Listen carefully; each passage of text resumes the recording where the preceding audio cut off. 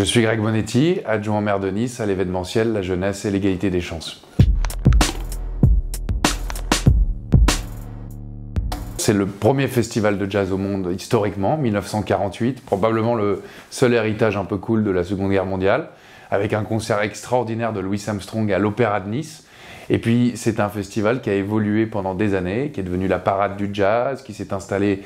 en centre-ville, puis aux arènes de Cimiez, et qui est revenu en plein centre-ville. Et maintenant est venu le moment d'ouvrir un nouveau chapitre avec le Nice Jazz Fest, qui est tantôt, j'ai envie de dire, fidèle à l'esprit un peu punk et totalement, j'ai envie de dire, décalé de Louis Armstrong en 48, et en même temps qui répond aux standards et aux envies et aux besoins d'aujourd'hui. Revenir sur le devant de la scène sans mauvais jeu de mots, refaire de ce festival une grande référence internationale comme il a été, apporter beaucoup de bonheur aussi à toutes celles et tous ceux qui veulent y assister et proposer des programmations qui sont différentes, originales, fortes, tranchées, hors des sentiers battus et qui j'espère feront beaucoup de bien.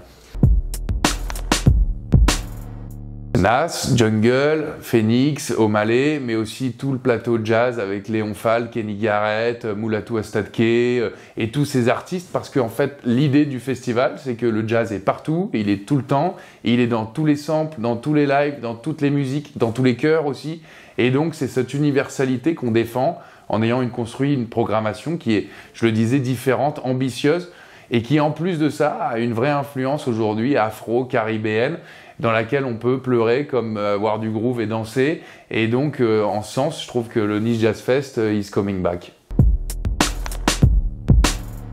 C'est la décennie du retour du live.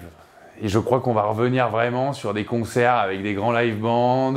avec des morceaux qui, au lieu de durer 4 minutes en studio, vont durer 5 minutes 30 en live, avec des moments d'émotion importants, avec cette envie de partager en fait tout simplement une performance artistique et de vivre un grand moment musical. Moi, je crois qu'on va laisser peut-être un peu de côté la scénographie, elle sera encore là,